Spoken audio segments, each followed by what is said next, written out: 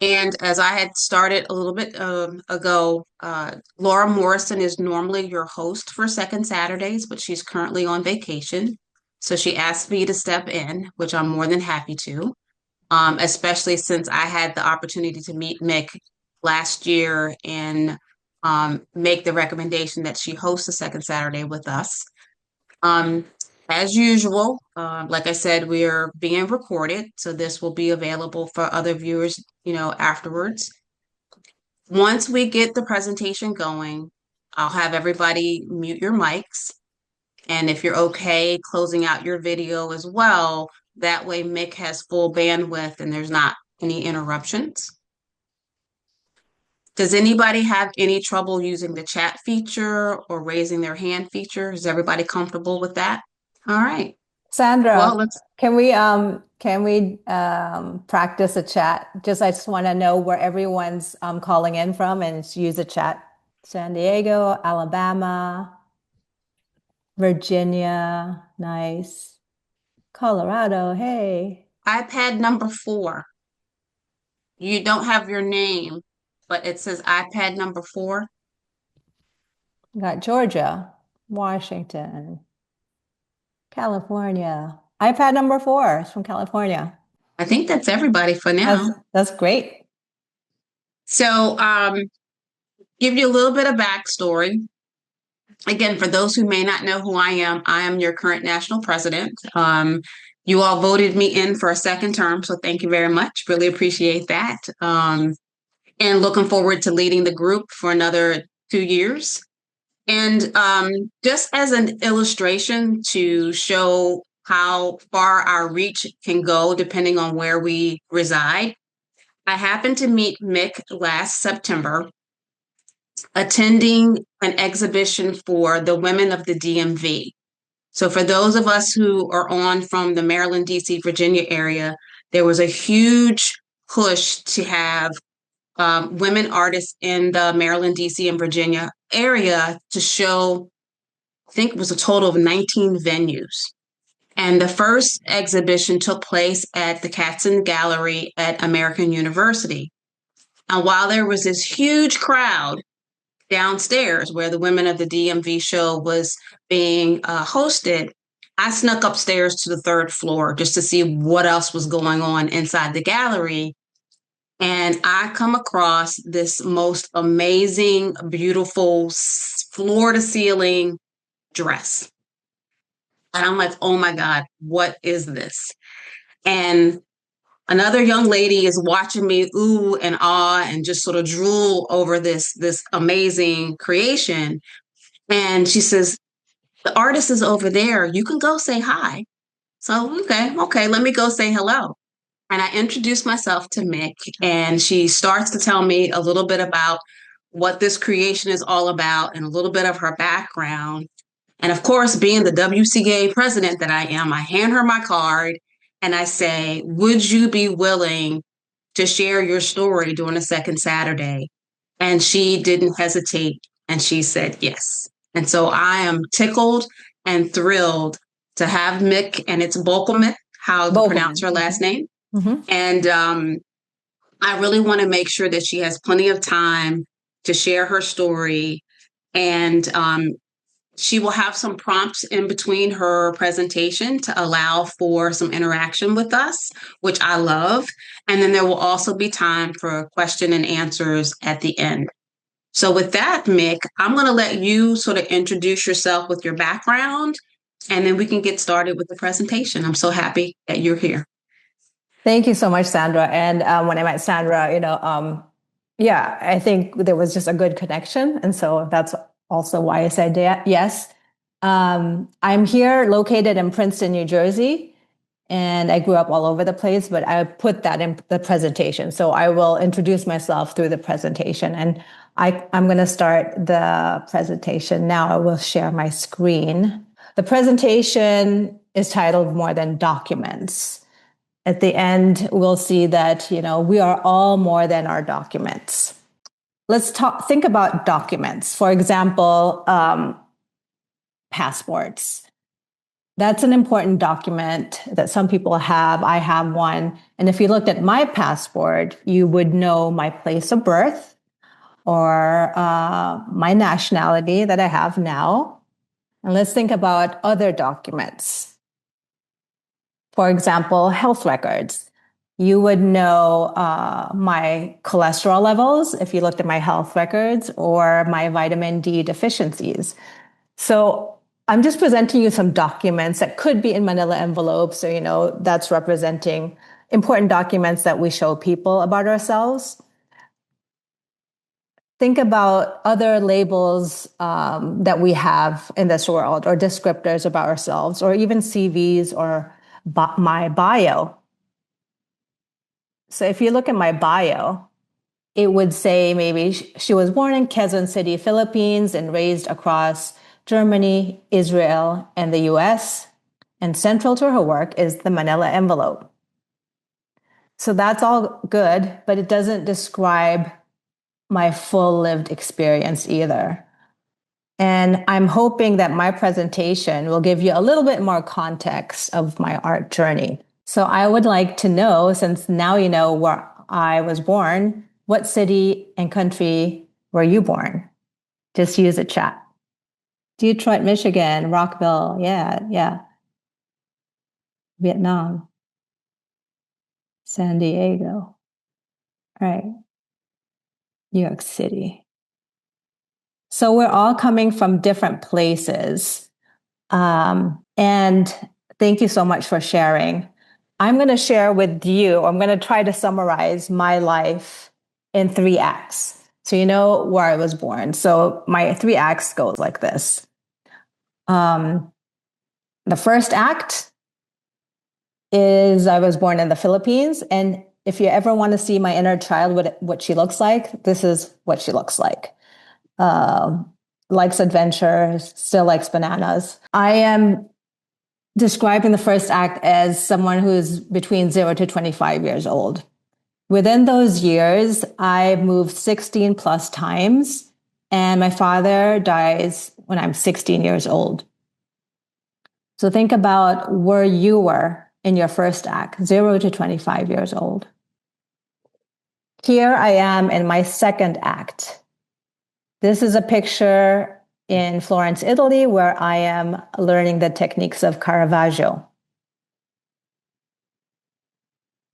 The second act for me is 25 to 50 years old. In this period, I get married, I become a mother of 2.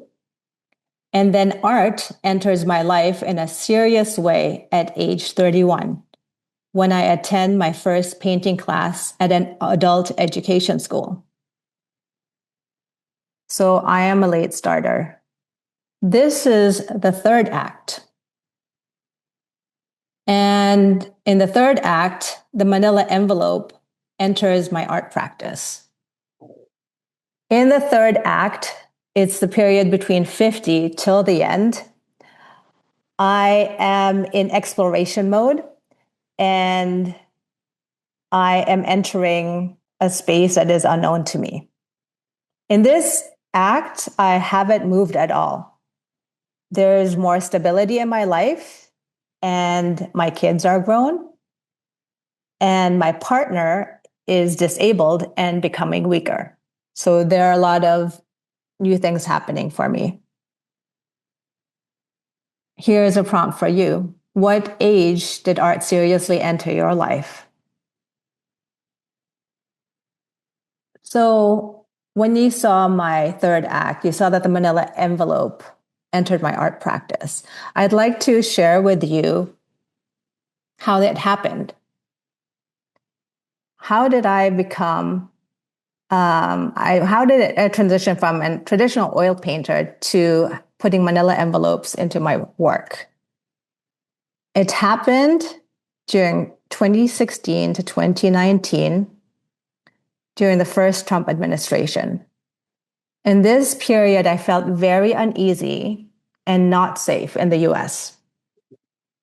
And I was searching a lot. I felt very ungrounded.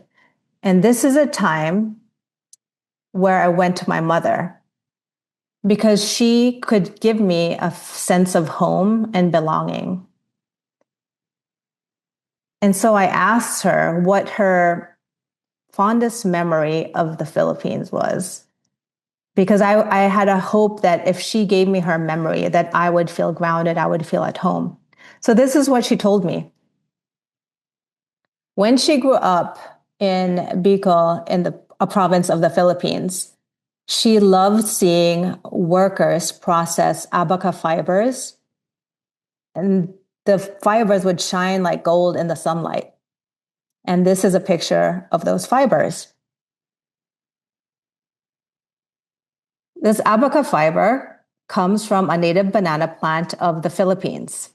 It is a very strong fiber used for ropes and other things. And this fiber, abaca, is also known as Manila hemp. My mom then said, it's too bad Americans don't know about abaca, but they do know the Manila envelope. After she said that, I said, what do you mean? What's the connection? And she said that when they developed this envelope in the US, they wanted to recycle old ropes from shipping ships. And these ropes were made out of abaca or Manila hemp. And this is how we got the Manila envelope. So now you know, when you go to a Staples or an office supply store, whenever you see Manila envelope, you'll relate it to Manila hemp, which is comes from a native banana plant from the Philippines. You'll never look at it the same way. So when she mentioned Manila envelopes, I decided to incorporate it into my art practice. How was I going to do that? I began looking into my family archives. Here's my father smoking a cigarette, and my mom is on the rocking chair with my baby brother. My Tito Andy, or my Uncle Andy, is here with his arms crossed with my parents. So what I did was I drew my Uncle Andy with charcoal and cut out the skin part with an X-Acto knife. And then I put the envelope behind the cutout. This is me as a child. This is my little brother in multiples. And I kept going with this. And somehow, by doing this practice, it grounded me and helped me remember my roots.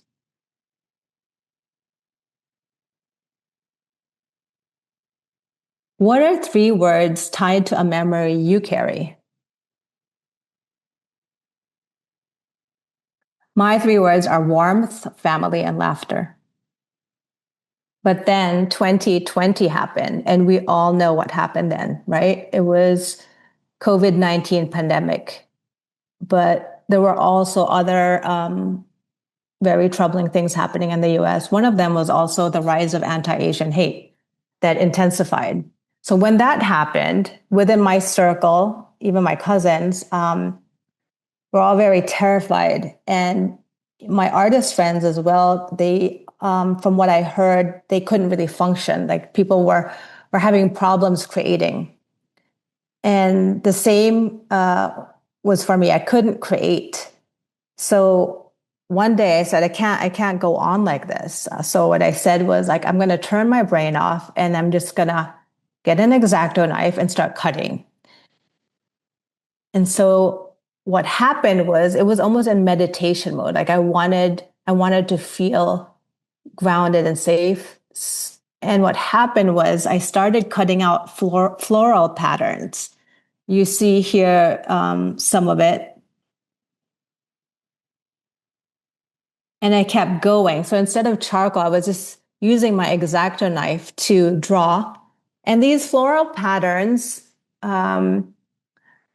were so organic. They reminded me of the jasmine flowers that grew in my mother's backyard.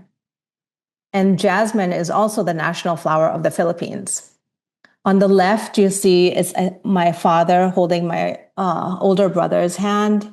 And on the right, you'll see a dress of my mom, and it has the butterfly sleeves, which is a dress that is commonly used for like special occasions in the Philippines, and that's my mom's dress. So that's what was happening in my art practice. What I was actually creating was a world that made me feel at home. And this is a picture in my public library where I had the chance to display my world using manila envelopes as my medium. That's kind of the first time where I publicly displayed this medium. And these mundane office supplies became a vehicle to tell stories.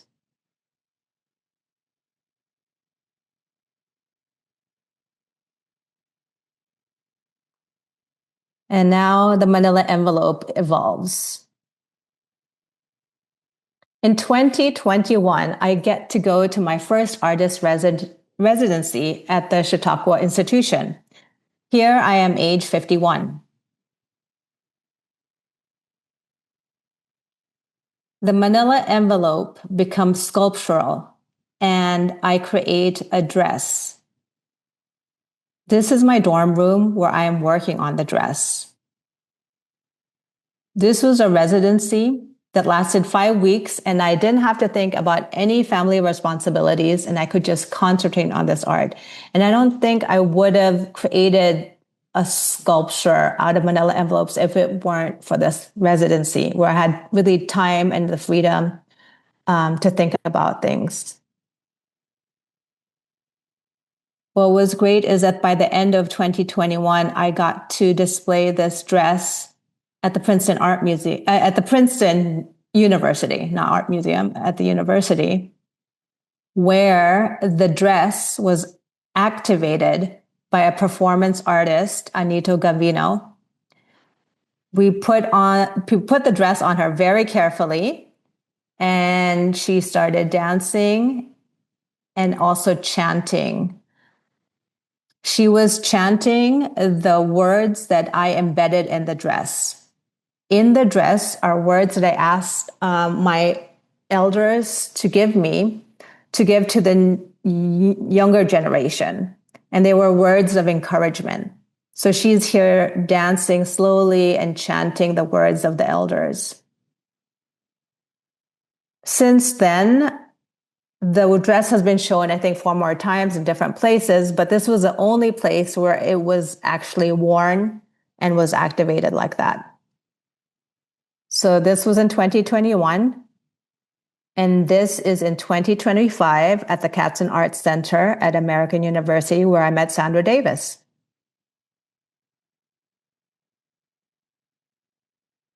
The dress is called She's Here and represents conversation between 3 generations.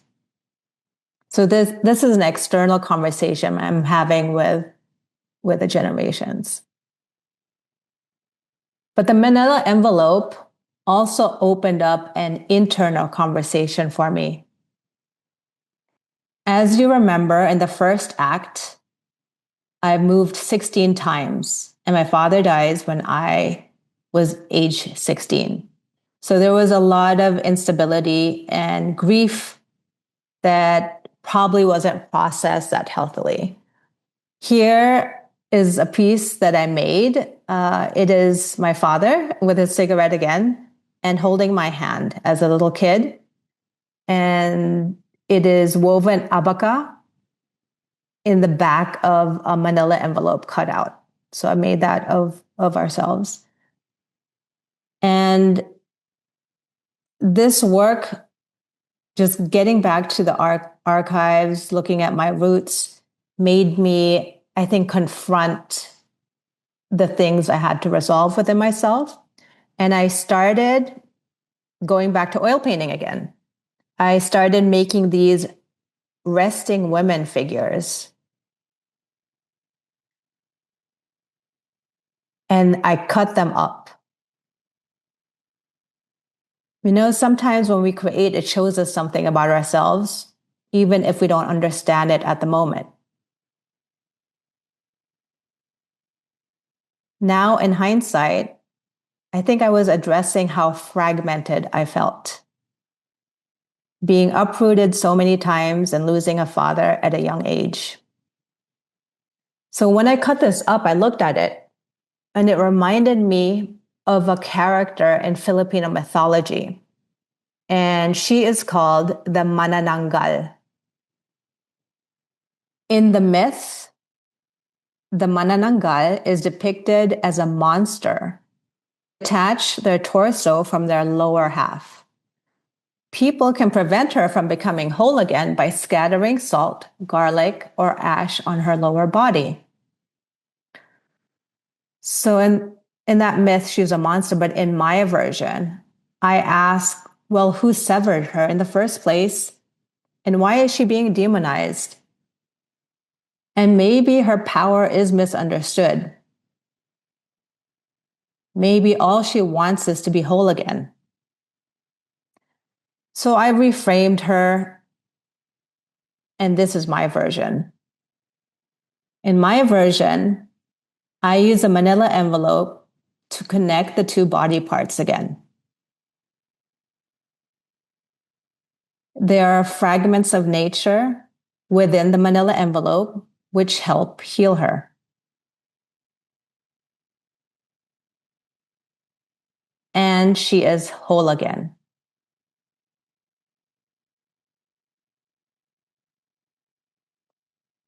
What does wholeness mean to you? So for me, it is to find home within myself and to deal with grief in a healthy way. And I'm sure there's other things that make me whole.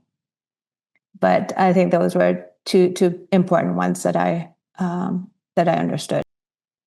And now moving forward, I am in the third act. I'm now 55 years old, turning 56 this year.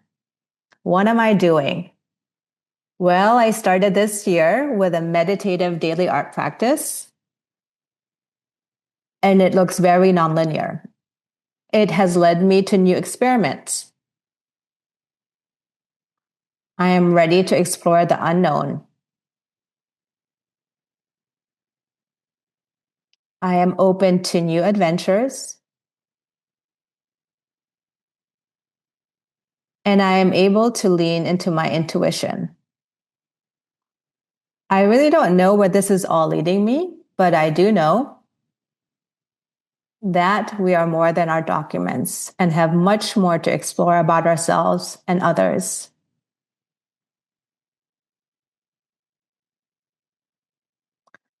And that is the end of my presentation, and would love to answer any questions or even hear what your thoughts are, what resonated with you. Thank you so much. Thank you, Mick. If you want to stop sharing, and then everybody else can take your audio off and show your faces if you feel comfortable showing your screen, so Mick can see who's logged on today. I would love to hear your thoughts on her work and whatever questions that you may have for her in terms of her journey. I know as an organization, our demographic is very much aligned to Mick's journey as an artist. Oftentimes, we're over 50 as we're journeying back into our art practice. And so would love to hear questions and thoughts and comments on what you've just been presented. Anybody? I thought that was so beautiful, Mick. I think it's going to take me a while to absorb all of it. This whole tying in of your culture to your life and how you're processing things. And then when you tear away the pieces of the figure and fragment them, so beautiful. Thank you. Thank you, Celeste. It kind of reminds me of Matisse's cutouts, only you've taken it to another level, and you've gone through what Matisse was doing, and you're using it to explore another level, a deeper level. I loved your personal story as it grew with natural elements to something that's universal and that we can take for our own paths. I've watched your work. I discovered you in the pandemic and followed you on social media. As another Filipino artist, I think it's just so beautiful. Like the vessel of the medium of the manila envelope and what it represents, and then just how deep, how many levels you've gone down with the medium, with the imagery, with the techniques, the materials it's just mind blowing to me. I'm just amazed by it and really, really love it. I'm a mixed media artist, and I haven't really done my art in like consistently. So to see this work, it really inspires me. And there are so few Filipino artists that are out there too. I may have a question. Thank you so much for this beautiful work and presentation. I'm curious, when you divide your life into different stages, different phases, do you find your practice is different in different phases as well? Like you tackle it differently, or you produce different projects or different pieces? Yes, I divided it up into three just to make it a little bit more digestible for this presentation. It was like, to make it the overview better. But when I put it out there into three, I was like, oh my goodness, there was so much instability here. I'm getting more stable here. I saw everything's connected. It's not just like, I'm just doing my art. Whatever is affecting me. For example, the beginning, I was basically surviving. So that's 16 moves. And then in the middle, I was like, I counted, it was like 5 moves, and now it's like 0. Like I've just been stable. So I just feel like there was a connection to like how stable I was and like how much I could actually go deeper in a direction.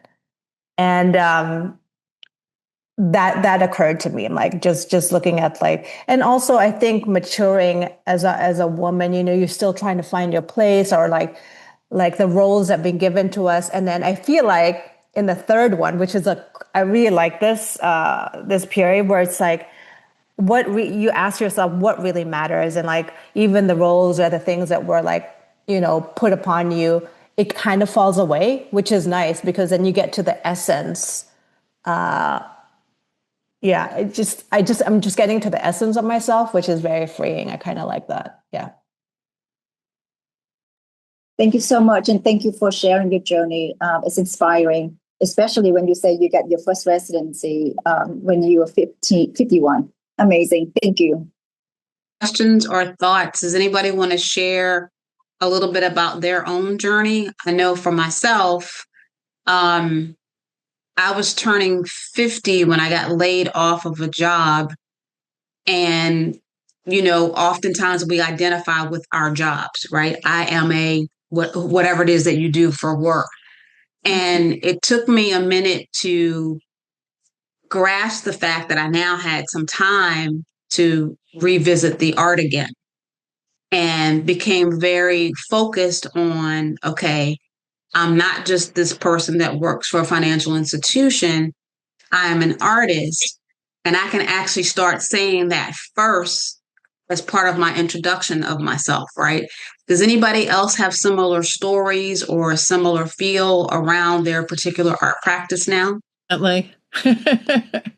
But what I love, and I'd like to hear more about, is you creating your journal and this daily art project.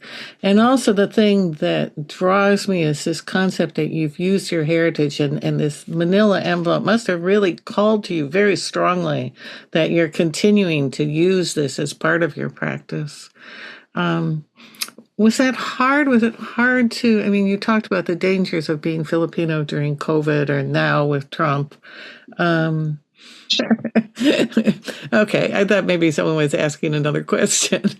But Yeah, talk a little bit about your daily practice and kind of what your next steps are. Thank you for the question, Celeste. I think when you saw me trying to shut off my brain, I think that's like the first times I'm doing intuition, like I'm like relying on intuition. And since then, so you'll see, like as a traditional oil painter, I'm very linear thinking. Like I'm gonna do this. I'm gonna look at the shape. I mean, you learn all that stuff, and I know how to execute in a linear fashion. But I think after what forced me to go into intuition is like this feeling of instability. Like, okay, my linear thinking is not getting me out of like I'm feeling anxious, so I have to go deeper somewhere. And that's when I did the floral things that came out very naturally. I'm not thinking. And so since then, since like 2021 till now, actually, my meditation practice grew. And it's very, very important. And even for the Quezon Art Center exhibit, some of it was like, it was very intuition guided intuition, and whatever. Kind of like I'm talking also with, I feel like my ancestors. I'm like, I'm not just like thinking this would be great. Like, oh, this is, it's guided. I feel like it's guided. And so I'm leaning into that. So the beginning of the year, what I did, you saw those abstracted things. The practice is, I love Sharpie markers. So I'll close my eyes and then just draw a shape so that I'm really letting go of linear thinking. My eyes are closed. I can't even think of the result. And then I open my eyes, and then I have 5 tubes of paint, which are like, limited palette. And then there was even a time where I'm like, I close my eyes and I get a tube where I can't see which tube it is. So I'm trying to, like, that's a practice, like letting go of things. And then what happens after I'm talking with something, other than myself. And that is my daily exercise. Now, it's very satisfying because I feel like it's more of an adventure than what I'm coming up with. Thank you. I think Lucy was holding something up and she set it down. Lucy, what were you showing us? This is something that I'd love for you to see. I found this many years ago, and it has been good for my heart. It is a saint carved in the Philippines, and it was buried, hidden from, I guess, Japanese soldiers. I'm not sure, but it's hidden from somebody. And during that time, he lost his arms. But if you can see here, they became wings. Oh, how beautiful. I love him. Thank you so much for showing that, Lucy. That's amazing. That's fantastic.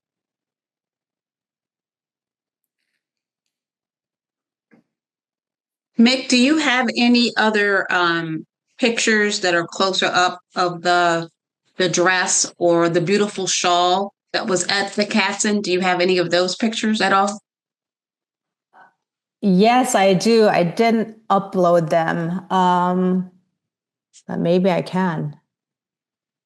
But I do want to show you, just so what fascinates me is if you take one medium, how expansive it can get. I do want to show you other iterations that I've done. I've done so many. You've only seen some other things, but before I do that, I want to also share with you 2 Filipino values that have been guiding me.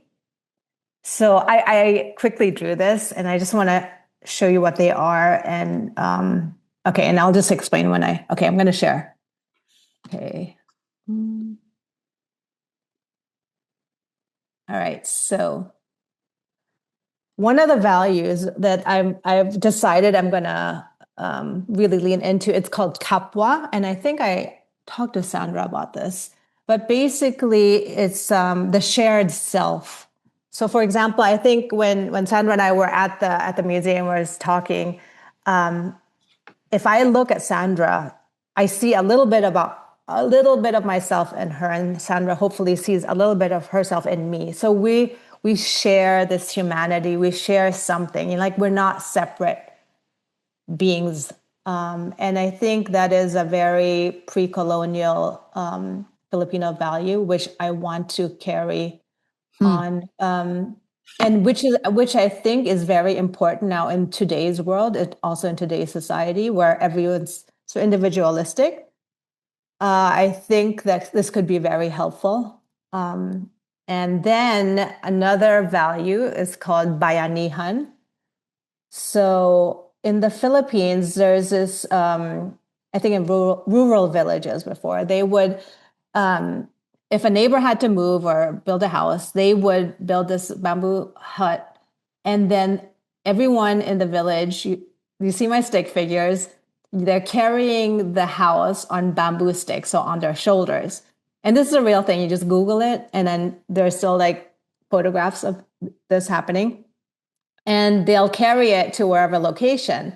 So that's the concept of bayanihan. But I am thinking of bayanihan. For example, now, right? We have how many women here on this call? This is our community, and we just created this space, or like a piece of home, or even if you reframe what home means, like a safe space for each other. But we are all, first of all, connected, and then we are all needed to build this space. And that is why I think, like, I love this dialogue, like, were you born? You know, we all have these connections, and creating this space right now is bayanihan to me.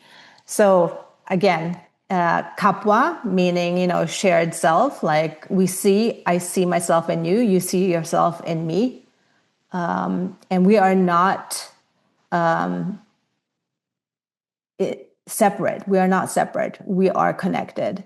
And then bayanihan, which means, I think it's like the community working for a common goal. I mean, if you want to be very general. But here are some other iterations. So with the manila envelopes, I made an altar in collaboration with other Filipino artists in Philadelphia. So there was an artist who painted these sort of like circular trays in the middle.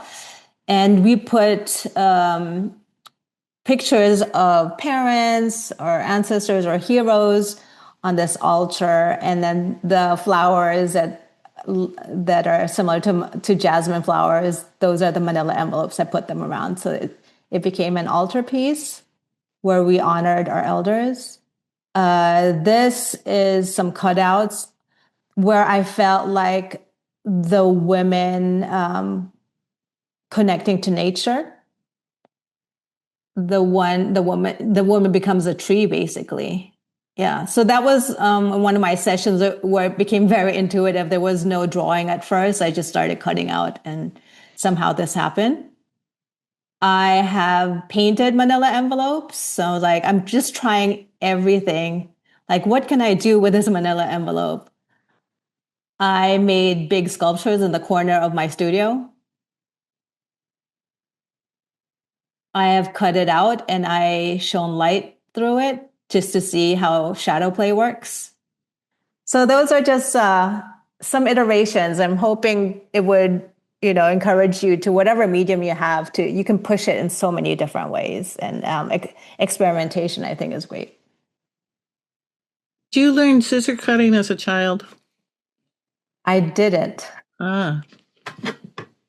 It's so intricate. Who exposed you to that? I have seen it in Japanese and Chinese cultures, but was it common? No, I really just started from my own experimentation. What I did find in Filipino culture, I think there's a region where they make candies. So they'll wrap it up in this, I think it was like yellow paper or whatever, tissue paper. And then they do have a cutout. It cuts it out to make it very decorative. I think it's called pabalat. So I only found that out later. Somebody told me. So it's interesting how things work. And I think it shows like non-linearity. It's just like, it just spirals like all this information. It's so beautiful. There's a type of German cutout that's similar to what you're doing. I think it's called Scherenschnitte, right? It's yeah. Like, yeah. Yeah. But at the same time, I think it actually, in maybe you didn't practice it, maybe your upline did not practice it, but it reminds me of, and I thought that this was where it originated, was from the Barong Tagalog. You know, the Barong Tagalog has cutouts of the shapes, and I was like, that's so brilliant. Like, you're using that as your message, but also your technique, and it's just the play of bouncing in so many directions, but still being circular is just it's just amazing to me. What is Barong Tagalog? Do you want to explain it, Mick, or shall Go ahead, Ellen. Barong Tagalog is it's a traditional attire that Filipinos from the Philippines and actually in the diaspora wear in special events, baptisms, communion, funerals, weddings, and it's traditionally in this. The material is traditionally the real or the original one is made out of pineapple fibers, and so you get this like mixed work, windows of light and darkness, and you'll just have to look it up. I'll put a link in the chat. Nick, could you maybe speak to a little bit about your residency for the first time at 51? What that felt like, how that came about as an opportunity for you? Yes.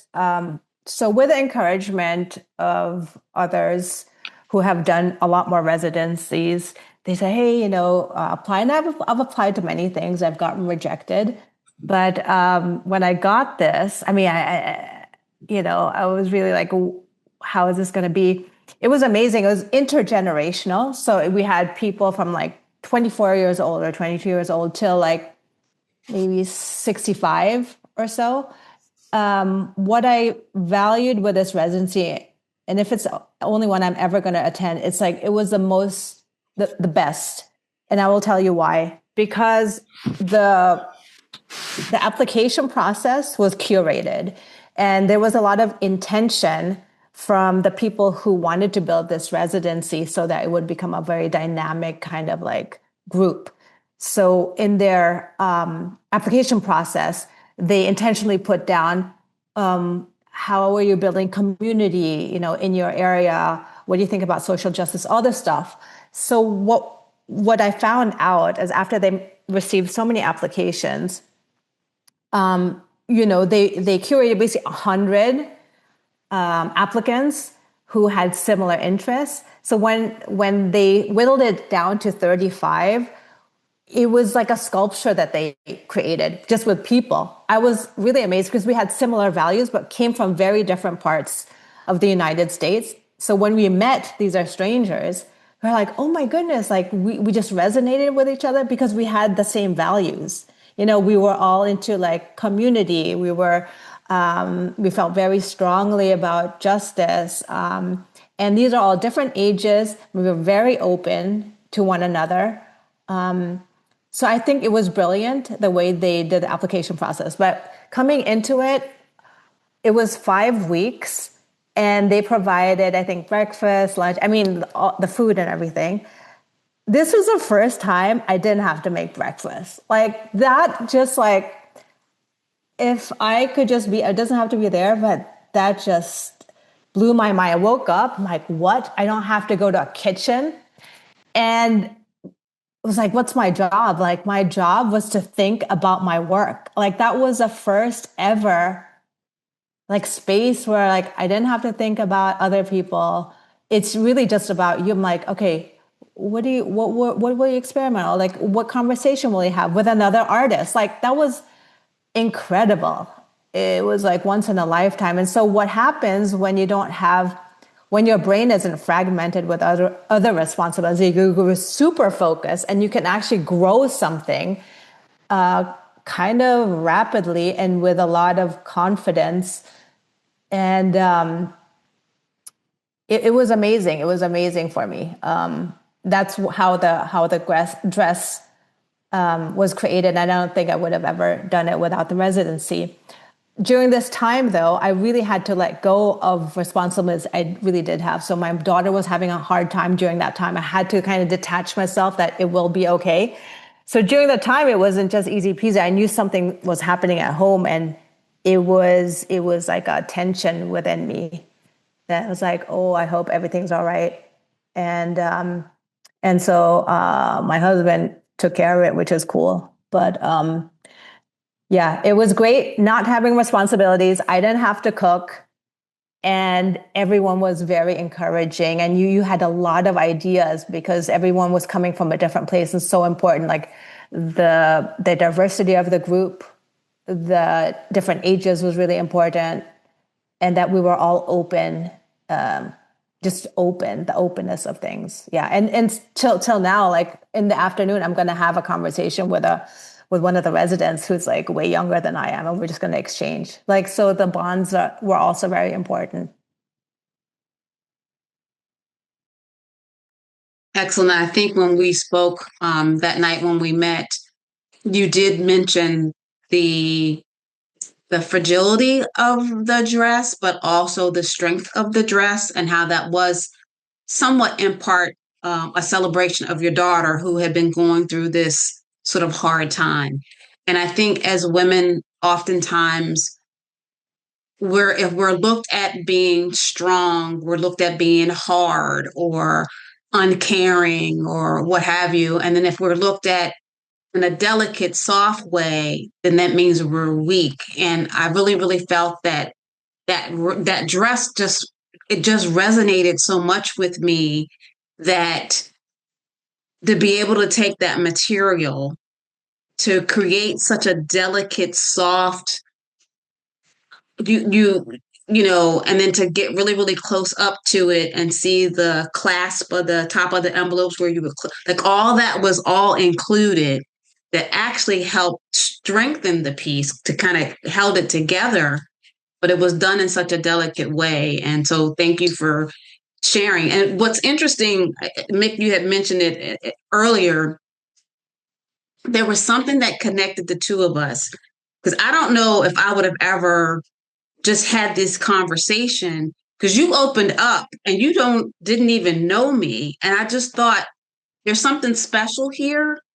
I don't know what and how this thing is going to work, but somebody has to hear your story. And I was with my best friend at the time.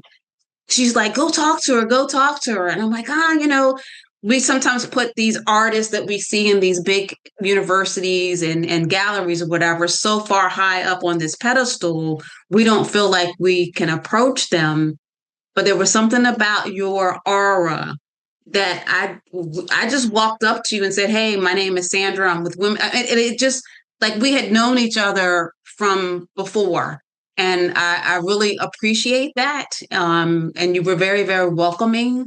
And I think you really epitomized to me what Women's Caucus for Art is literally all about. This is us.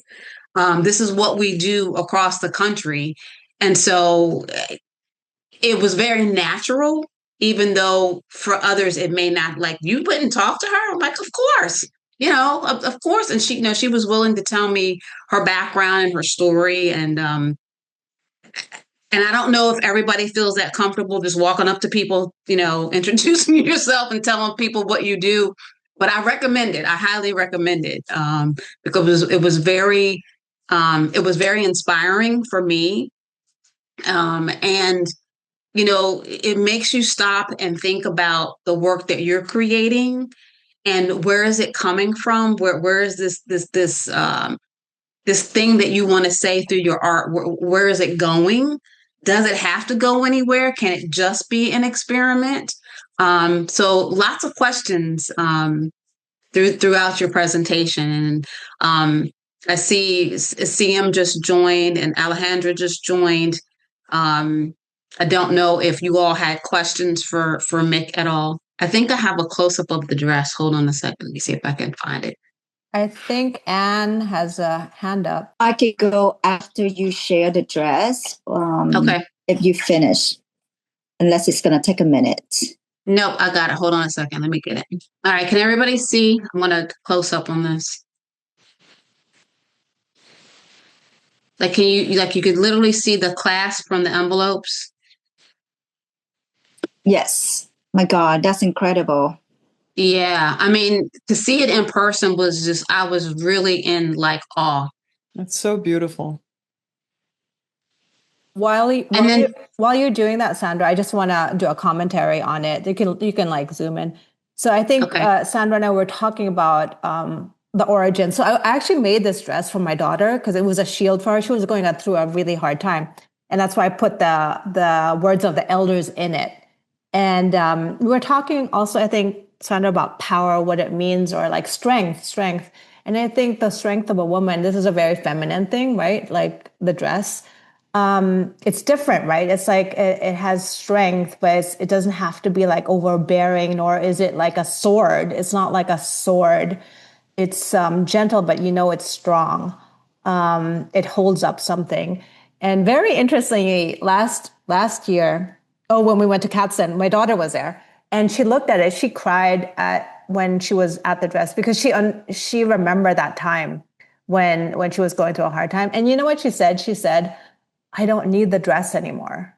I don't need the dress because she's strong now. So it's also that's, I thought about the material of it because like paper will not last forever, right? Like, so the shield that I made for her didn't have to like,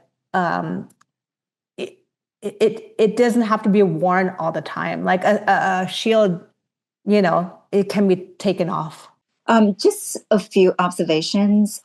Sandra, I love the way that you brought up our identity. I still work full time, but I started introducing myself as an artist instead of my job. And also, thank you for curating this such a wonderful, fantastic program today. I resonate with it so much in many different levels. I love the fact that I'm learning something new about the history, about your culture, and something very simple. I mean, who knew? This is really inspiring, and I wish more people would attend today because you take a manila envelope, something simple, something I use and probably throw away a lot. People wouldn't give a second thought about it, and then connect it to your culture, connect it to the whole process, and creating something absolutely stunning and inspiring. And this embody your culture, your life, and your artistic life as well. So thank you. Thanks so much for today. It's like spinning gold from straw. Would love to hear other thoughts if you all have them and want to share. Yeah, I'm an open book, so you can ask me anything.